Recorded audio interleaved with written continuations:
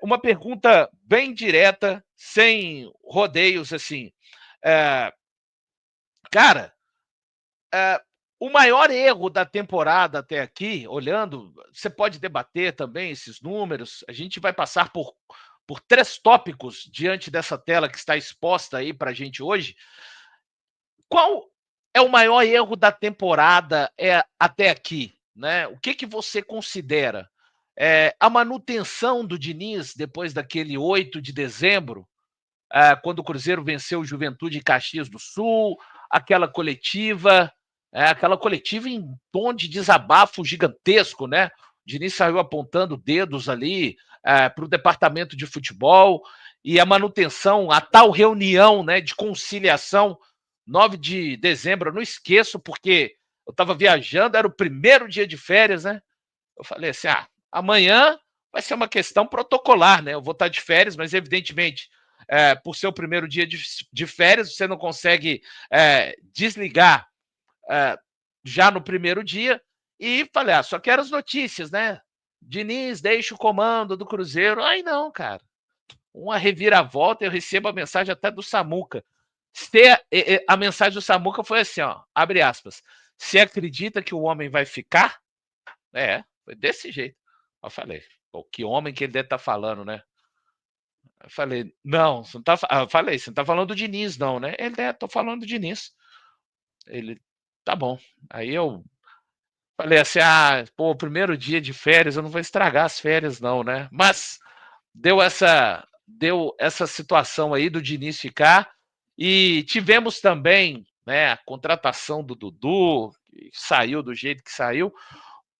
Até aqui, Caio Fábio, fazendo o recorte necessário, evidentemente, dessa temporada 2025, qual ou quais erros você apontam como os mais pesados para o Cruzeiro? Porque tá linda a situação do Cruzeiro hoje em termos de brasileiro, muito bem no jogo que teve da Copa do Brasil, mas olha, tivemos alguns caminhos que a história podia ser diferente, hein, Caio? Com certeza, Valu. Dava para a temporada ser menos tortuosa, né? Tudo bem que quando a gente avalia como um todo o que aconteceu em 2025, dá para se dizer que o Cruzeiro faz uma boa temporada. Até o próprio Jardim disse isso, né? Porque o Cruzeiro conseguiu aí se reencontrar.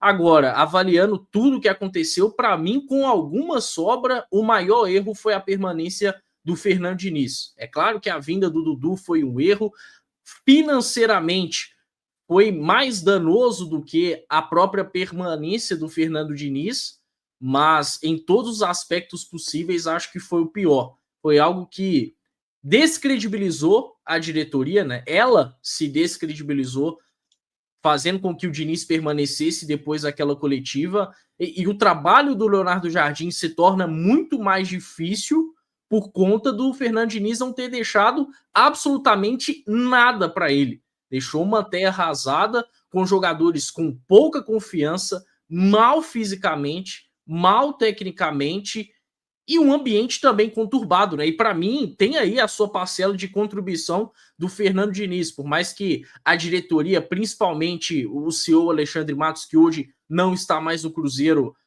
tenha grande culpa nisso, mas o Diniz poderia ter gerido melhor o grupo, contornado melhor algumas questões de ambiente. Então, para mim, o grande erro do Cruzeiro na temporada foi a permanência do Fernando Diniz, que claramente atrasa alguns processos, né? E nisso faz com que o Cruzeiro não se encontre no Campeonato Mineiro. Era importante o Cruzeiro vencer o Campeonato Mineiro por tudo que aconteceu nos últimos anos. Infelizmente o Cruzeiro cai na semifinal. Sim, eu sei que o Leonardo Jardim já estava no comando, mas ele teve zero culpa da queda do Cruzeiro, e a própria queda na Copa Sul-Americana vem muito por conta de um sacrifício que acabou tendo que ser feito, vide os erros de planejamento do Cruzeiro, né? Por meio de contratações, mas principalmente por meio da permanência do Fernando Diniz, né? Que até alguns dias destaquei por aqui que fez o pior trabalho da sua carreira no Cruzeiro. Que bom que as coisas mudaram, mas de fato ele ter ficado por mais tempo que deveria fez com que tudo no Cruzeiro fosse um pouco mais conturbado, né? E até por isso a gente tem que celebrar e muito o Cruzeiro hoje dá uma perspectiva muito diferente para a gente do que imaginávamos há cerca de 3 meses. Comigo também não é diferente. Assim como o Caio citou, acredito que a permanência do Diniz tiveram reflexos, para mim, pelo menos, maiores do que a questão do Dudu. É claro que para os torcedores isso fica até um pouco mais subjetivo, porque vai ter torcedor que vai acreditar ser o Dudu e está tudo certo. O fato é que é uma briga boa, mas de qualquer forma, acho que existe um reconhecimento também muito grande por parte do próprio Cruzeiro, e aí através das palavras do Pedro Lourenço, reconhecendo ter errado realmente com relação ao Fernando Diniz. Se a gente levar em consideração que sim, que foi muito impactante, principalmente pensando que talvez a saída do Diniz pudesse ter trazido o próprio Leonardo Jardim mais cedo ao Cruzeiro, né? E quem sabe até nem trazeria o Dudu, nem teria aprovação do treinador a vinda do Dudu. É claro que cada vez mais ele tem participado de tudo que acontece no Cruzeiro, inclusive a questão de contratações. Então, acho que me faz acreditar que precisaria sim do aval, como tem acontecido a todo momento dentro do Cruzeiro, precisaria do aval do Leonardo Jardim, e poderia o Dudu nem ter passado por aqui e nem ter deixado prejuízos, principalmente financeiro, para a instituição. O Diniz, acho que é também consciente disso, de que por mais que ele acreditasse no projeto naquele momento, o que estava acontecendo, principalmente com relação aos resultados e a falta dessa força para virada de chave, cada vez mais colocava ele numa situação difícil para ele próprio, enquanto profissional.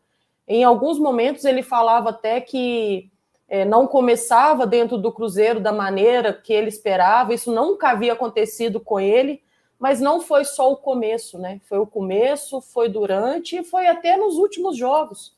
Ali ainda dentro da instituição, o Cruzeiro não tinha resultados positivos e não tinha sequer alguma coisa que fizesse o torcedor confiar que poderia dar a volta por cima.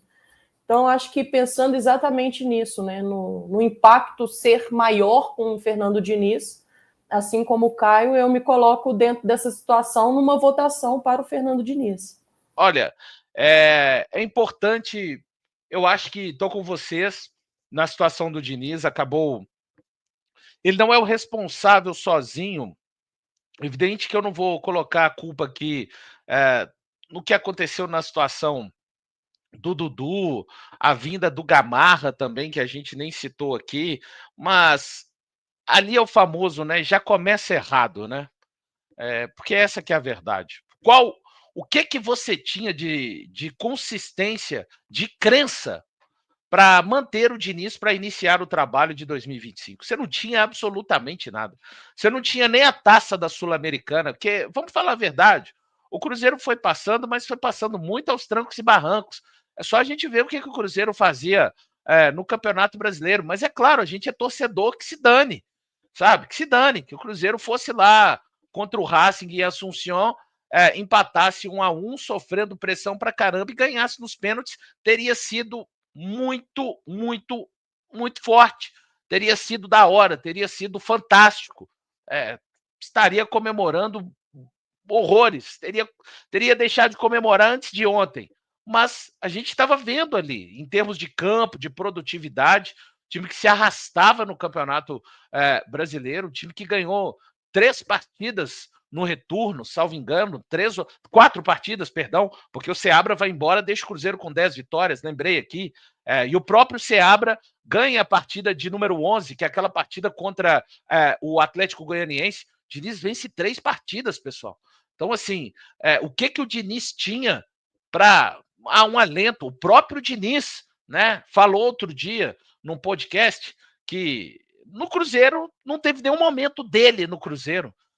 Aí alguém pode falar assim, pô, então o Diniz podia ter tido hombridade, né? Falado, não, eu vou embora. Peraí, gente. Eu não acho que ele foi desonesto, tá? De jeito nenhum. Você tem gente para analisar o seu trabalho, como todos nós temos aqui na Samuca TV. Mas a gente quer trabalhar, a gente quer dar certo. Quando vem um feedback, quando vem as reuniões, Valu, você tem que...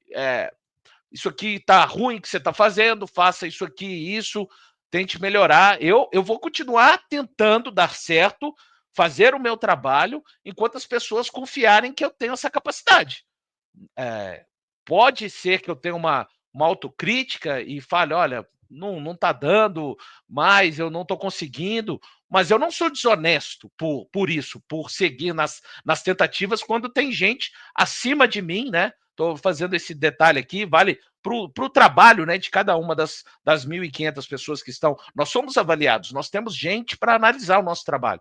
E a maioria das pessoas, quando é avaliada de uma maneira ruim, na sua profissão, elas tentam melhorar quando querem estar ali. Quando não querem, é o útil ao agradável, né? Quem já não meteu o pé pela vida, né? Não está satisfeito num lugar e a pessoa vem e fala, não estou satisfeito com você. Então, meu amigo, queijo e goiabada, se encontraram, muito obrigado, partiu. Mas não era o caso do Diniz. Mas aí foi uma falha muito grande do departamento de futebol, dirigido pelo Alexandre Matos, e essa manutenção. O Pedro já chamou para si, né? Já fez meia-culpa várias vezes também, mas ele trouxe o Matos para ter uma visão além dele, Pedro, né? Que tá militando agora no futebol, né? O Pedro como se diz, pato novo, né? No mundo da bola. Ele é um grandíssimo, super empresário de um mega sucesso, mas o mundo do futebol é novo para ele. E para o Matos não é, né?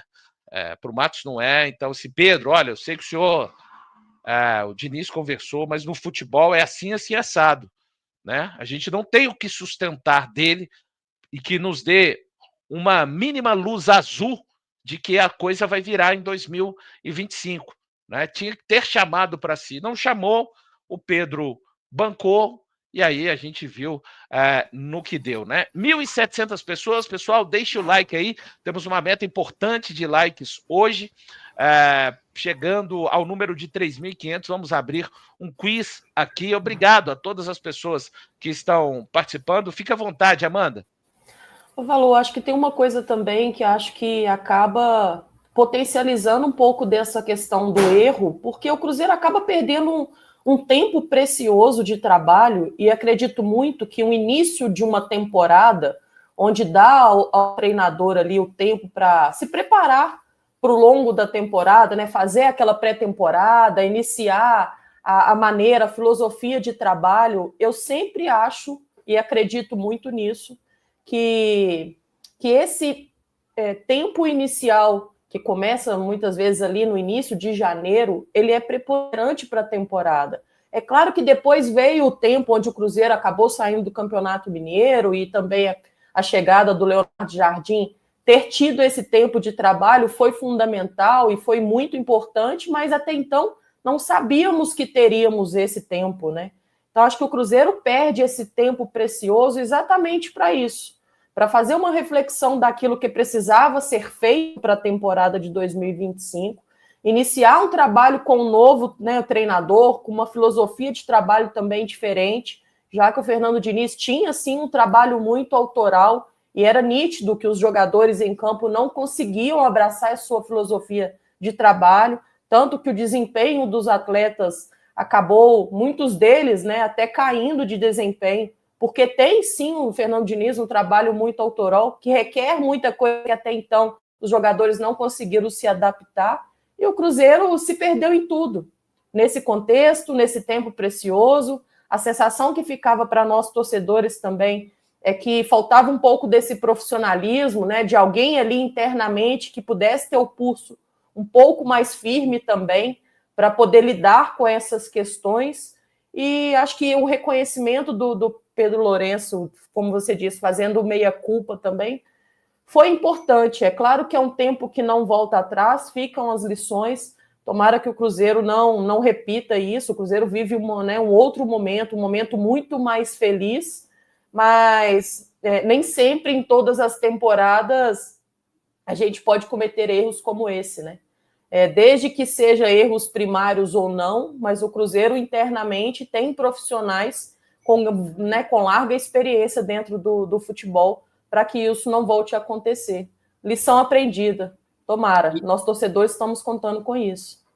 E é importante você falar de lição, Amanda, porque muitos falam, mas se o Diniz não tivesse permanecido para o ano, o Jardim não teria chegado ao Cruzeiro. Mas aí não é a chegada do Jardim que tem que anular o erro do Cruzeiro, né?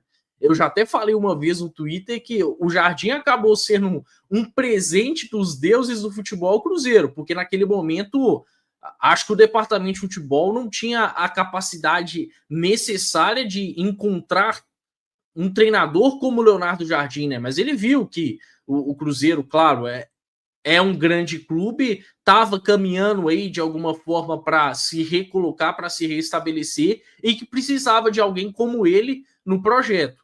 Mas aí falar que não foi um erro permanecer com o Diniz por conta da chegada do Jardim, eu sinceramente não consigo embarcar nessa, né? Tanto é que pouco tempo depois, após a chegada do Leonardo Jardim, o Alexandre Matos sai. Ele recebe a oferta do Santos? Recebe, mas ele só aceita ir para o Santos, que hoje é um clube muito mais bagunçado, porque no Cruzeiro estava desprestigiado. Desprestigiado porque lá atrás estava tomando escolhas erradas, até conduzindo muito mal algumas questões, como, por exemplo, essa saída que não se tornou uma saída de fato do Diniz lá no fim do ano, né? Porque antes da coletiva lá no Alfredo Jaconi, todo mundo já sabia que o Diniz não seria mais treinador do Cruzeiro, menos o próprio Fernando Diniz. E por mais que a gente não gostasse do trabalho dele, e o Diniz fez um esforço absurdo para que a gente não gostasse em momento algum, mas ele estava com total razão de expor a diretoria daquela forma.